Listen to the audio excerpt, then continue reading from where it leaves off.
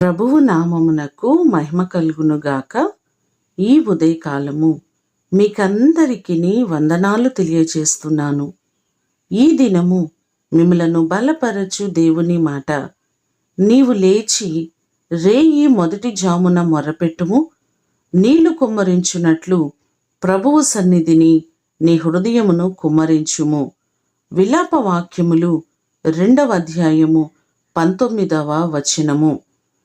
ఎప్పుడు దేవునికి మొర్రపెట్టాలి, ఎప్పుడు మనము ప్రార్థన చేయాలి అంటే బైబిల్ మనకు సెలవిస్తుంది.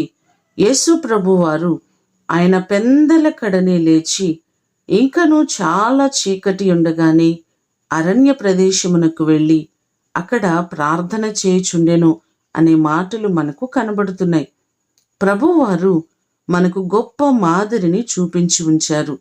ఉదయకాలమున ఏ వ్యక్తి లేచి ప్రార్థన చేస్తారో ఆ కుటుంబాన్ని దేవుడు బహుగా ఆశీర్వదిస్తారు. మనమందరమును ఉదయమునే లేచి దేవుని పాదాల చెంతకు వెళ్ళి ఆయన సన్నిధిలో మన కుటుంబము కొరకు, బిడల కొరకు ప్రార్థించినట్లయితే మన బిడల భవిష్యత్తును దేవుడు ఆశీర్వాదకరంగా మారుస్తారు.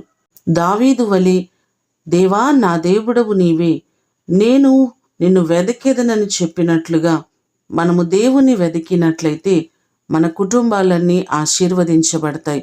మీరందరూ దేవుని చేత ఆశీర్వదించబడుదురుగాక. ప్రార్థన చేసుకుందాం. పరిశుద్ధుడైన తండ్రి, మీ పాదములకు వందనాలు, స్తోత్రాలు. ఉదయకాలమే మీ పాదముల చెంతకు వచ్చి మీ సన్నిధిలో ప్రార్థించడం మాకు నేర్పించండి. ఉదయకాలపు ప్రార్థన, తెల్లవారుజామున చేసే ప్రార్థన మా కుటుంబాల్లో అద్భుతాలు చేస్తుంది ప్రభువా. అలాంటి ప్రార్థనా జీవితము ప్రతినిత్యము మాకందరికీ మీరు కలుగు చేయండి. కుటుంబాలను దీవించండి. బిడలకు మంచి భవిష్యత్తును మీరు అనుగ్రహించండి.